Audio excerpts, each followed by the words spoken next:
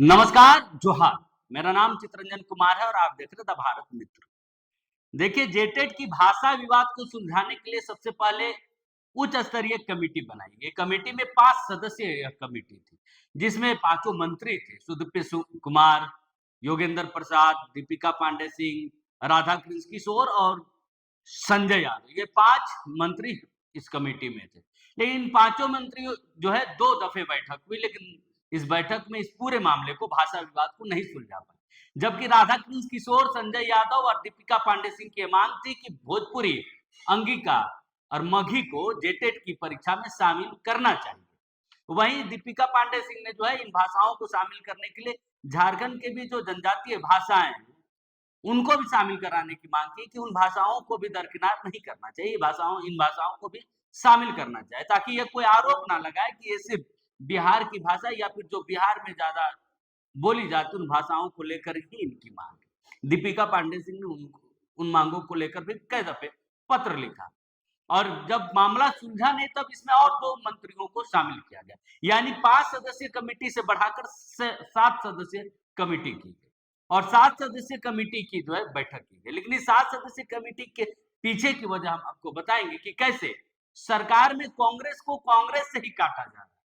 दरअसल 5 सदस्यीय कमेटी में 2 ऐसे मंत्री थे कांग्रेस कोटे के से 2 मंत्रियों को इस समिति में शामिल कराया गया और दोनों मंत्रियों की इच्छा थी कि ये भाषाएं भोजपुरी, मंगी और अंगिका जो है शामिल होना चाहिए। अब दोनों मंत्री कांग्रेस कोटे के थे, दोनों इसकी मांग कर रहे थे, समर्थन कर रहे थे कि शामिल होना चाहिए। वहीं आरजेडी से एक मंत्री है तो एक मंत्री को इसमें शामिल किया गया था, वो भी इसकी मांग कर रहे थे।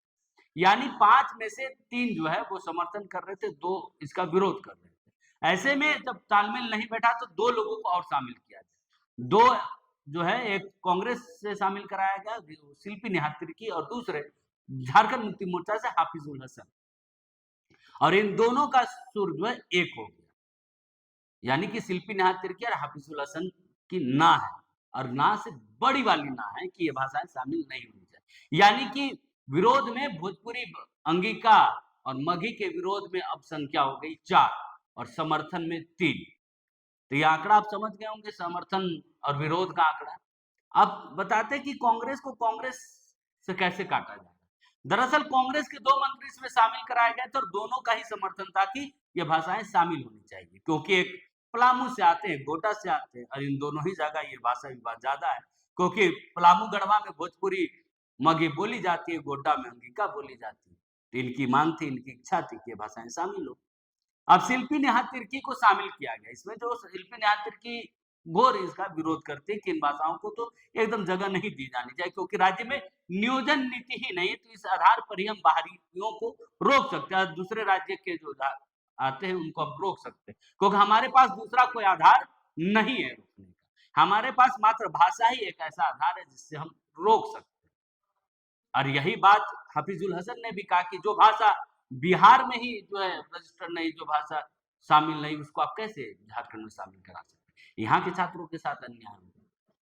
अब देखिए, 2 मंत्री शामिल थे कांग्रेस, दोनों हाँ कर रहे थे। अब जब तीसरा शामिल हुआ तो इनको इनका काट मिल गया। इसलिए मैंने कहा कि भाषा विवाद पर सरकार जो है वो कांग्रेस को कांग्रेस से ही काटना, और यही कारण के शिल्पी नेहा तिर्की को इसमें शामिल करा है। चाहती सरकार चाहती तो कोई और भी मंत्री शामिल हो सकते, जो जिनका न्यूट्रल अप्रोच रहता है इस मामले पर। इरफान अंसारी हो सकते थे जिनका न्यूट्रल अप्रोच होता, लेकिन बहरहाल किसी विधायक को भी शामिल कर सकते थे। खैर मंत्री ही शामिल थे, तो शिल्पी नेहा तिर्की भी जो जिन्होंने इसका विरोध किया। इसलिए मैंने कहा कि कांग्रेस से, क्योंकि दोनों ही कांग्रेस के जो सदस्य है वो इसका पक्षधर थे कि शामिल होना चाहिए, तो इसका काट एक चाहिए था, तो शिल्पी नेहा तिर्की को लाया गया। शिल्पी नेहा तिर्की ने, बल्कि शिल्पी नेहा तिर्की के पिता बंधु तिर्की ने भी प्रेस कॉन्फ्रेंस कर कहा था इस पूरे मामले पर कि ये भाषाएं झारखंड में शामिल नहीं होने चाहिए। लेकिन इन्होंने एक रास्ता भी दिखाया था कि जिलों पर इस मामले को छोड़ देना चाहिए और जिला में भाषा की परीक्षा ली जा सकती है, क्योंकि इसमें फिर एग्जाम में यह भी डर नहीं रहेगा कि सेटिंग हो जाएगा, क्योंकि भाषा की परीक्षा में आप क्या सेटिंग कर लेंगे, या फिर प्रश्न पत्र लीक हो जाएगा। तो इसलिए ये परीक्षाएं जिलों में छोड़ देनी चाहिए। उन्होंने एक सुझाव भी दिया था, लेकिन विरोध तो वो उनका भी रहता है बिहार को लेकर। तो देखिए अब भी जब 7 सदस्यीय कमेटी बनी उसके बाद भी परिणाम शून्य आया, उसके बाद भी सहमतियां नहीं बनी, ना ही विरोध में सहमति बन पाई, ना समर्थन में सहमति बन पाई, क्योंकि 7 में से 4 जो है भाषा भोजपुरी, मगही और अंगिका का विरोध करते नजर आए, जबकि 3 इसका समर्थन करते हुए नजर आए। और जो 4 इसका विरोध करे, इसके पीछे सबने अलग अलग तर्क दिया है कि किसी ने कहा कि झारखंडियों के साथ अन्याय होगा, जो झारखंड बनने का जो मूल भावना था कि झारखंडियों को हक अधिकार मिले, वो नहीं मिल पाएगा। किसी ने कहा कि झारखंड में अभी कोई नियोजन नीति नहीं है, तो ऐसे में हम अन्य राज्यों के छात्रों को भाषा के आधार पर ही रोक सकते हैं। तो किसी ने कहा कि जो भाषा बिहार में ही रजिस्टर नहीं है, शामिल नहीं, उस भाषा को आप झारखंड में कैसे शामिल कर सकते हैं? तो इन सारी चीजों को लेकर यह बैठक में चर्चा हुई, लेकिन सहमतियां नहीं बन पाई।